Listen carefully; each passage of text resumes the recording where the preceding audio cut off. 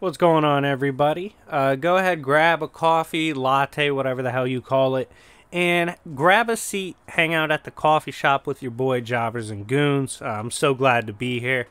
Back a little more healthy, as recently I was dealing with COVID, among other things.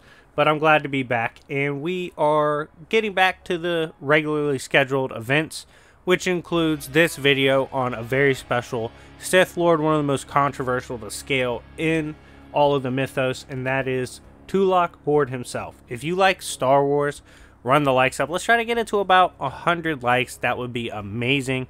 And this is a follow-up to Grievous vs. Horde. So the plan for this video, essentially, is to go over most of the known material for Mr. Horde himself, and I will give my opinion on where he probably does scale. I'll kind of give a low ball to the mid ball to the high ball. So definitely stay tuned for that. But anyways, I hope you guys enjoy. Without further ado, let's begin. Now, in his time as Dark Lord of the Sith, Tulak Hord was known as a master of the mystical dark arts of the Force, using his powers to plunge the depth of life and death. This comes from the Codex for the ritual of Tulak Hord. And I think it's very important to start off with this because, honestly, the biggest thing I ever hear in the community about Tulak Hord is, oh, he was known as a duelist. Oh, he was a great lightsaber duelist. But that's a big downplay to what his character actually was. He was a well-rounded and well-refined Sith Lord, and this includes his mystical abilities. Now, unfortunately, so far, we haven't had the best in terms of supplementary material to provide what exactly he could do in the mystic arts, but it is important to note how dangerous he was with these things. His powerful abilities and insight makes him one of the most sought-after holocrons for info. In fact, I'll give you the exact quote. The secrets behind Tulak Hord's great power were many, and they all but vanished from the galaxy with the Dark Lord's death. Generations of Sith have obsessed over unearthing his ancient teachings and artifacts, but Tulak Hord hid them well. Very important for his scaling is a quote from Kreia, and I'll also explain why Kreia's quote needs to be considered high value information. So, this quote's important because Kreia said that Horde defeated masters so skilled in dueling that they made Sith Lords like Revan in Malik's time look like kids playing with toys. Specifically, here's how it goes.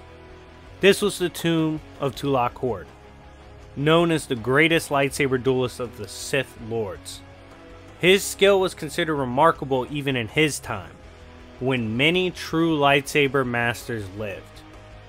If you were to face an ancient Sith Lord in combat, you would learn that we were as children playing with toys compared to the prowess of the old masters. Now, the reason Kreia can be taken literal in her scaling is one of the writers, actually the head writer for Knights of the Old Republic 2, Chris Avellone, said that Kreia is used as basically like a narrative projection and set maker. What that means is they take Kreia and they give her all this knowledge. She's read holocrons, she's read lore. They give her the proper knowledge to help set the stage for the rest of the Knights of the Old Republic and how the narrative goes and how the story plays out. So everything she's saying is made to set the table, so it's true. So her saying this about Tulak Hord and how deadly he was as a duelist should be valued. Horde was noted as defeating a team of Jedi single-handedly, and this was also possibly an army worth on the planet Yen. This, I believe, took place at an Imperial stronghold as well. This was according to Kim Val. Horde also had defeated Kim Val, who I just mentioned, and Kim Val was compared to the embodiment of death itself that even Sith and Jedi must fear, yet he got humbled quickly in a battle against Tulak Hord. In terms of Sith Lords being willing to engage in wild events, there is something called the Kaggath, which is an event in which two Sith Lords battle. Winner, and basically they wager something. Winner gets to take that wager. So he battled a Sith Lord beyond the stars. Sometimes these Kaggath, they literally destroy star systems. He had to fight beyond the light, beyond the stars, all that. He won and erased the Sith Lord from history. Like, that Sith Lord, no longer remembered by history, literally erased them from everybody's memory, like existence, all that. It's crazy. Hord, in his time as a Sith conqueror, easily conquered hundreds of worlds, no problem. He also, in terms of showing force prowess in combat, on the spot, he was stated to have torn down pretty easily a ship 9 times longer than a football field, which is crazy. His spirit alone could throw back Darth Nox or the hero of Typhon, both of who are some of the strongest of their era. He used rituals in combat as well. This was used to drain his enemies of their life and energy, and was very potent in battle. He also used dead souls to amp him, and with ritualistic power, Hord took over and took out entire star systems. Hord can corrupt or spiritually break you if you are not strong-willed enough to stand in his presence. Hord also easily sleep-spelled a Sith Lord whose restraints were compared to those used to hold an ancient Sith Lord that could bust stars. So basically he ragdolled a Sith Lord that was stronger than a Sith Lord that could blow up a star. That's all you need to know. As well as Vitiate, aka the Emperor, feared his Sith spirit as a threat to his power, which is crazy. So, we kind of got the lore modules out the way. Let's kind of discuss some more of how he should scale and give my framing of what we should consider him. So, in terms of a duelist, probably was a frequent user of Juyo because he is very aggressive, fast, overwhelming, and he's a Sith Lord, so it makes sense. And he had to be fast on the battlefield because oftentimes he was 1v squad wiping.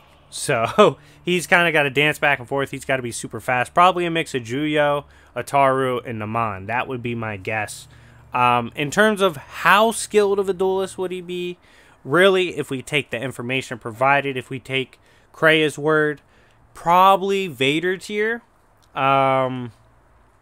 We know that dueling gets refined over time throughout the generations. Clone Wars had some of the best duelists of all time. And so I would say he'd easily scale to the Clone Wars. A lot of those characters, and probably be like Vader tier. Maybe Mace tier. Probably around... Well, Mace and Vader are pretty similar technical tier. But probably similar to that. In that range. In terms of force abilities, his feats, I'd say he gives me a lot of Exar Kun vibes, honestly. I'd give him Exar Kun levels, possibly Vitiate level, which is quite impressive. That's probably the high-end force ability projection. But overall, Tulak Hord, with what the information we do have that we know, he's insane when it comes to rituals, well above star level, in terms of force attack potency and capabilities. He is also quite capable in the dueling department, and probably was one of the most skilled duelists of all time. The rumors most likely were true, given we know how accurate Krea is supposed to be. After this in-depth on Tulak Hord, who would you like to see him go up against next? I already did General Grievous. Who do you want to see him match up with? Again, he is a very interesting character. I wish a little more was granted on his force abilities in combat, like his versatility and bag of tricks. Could have definitely been extrapolated on further. But we do know he was a beast with telekinesis and some energy manipulation and life manipulation.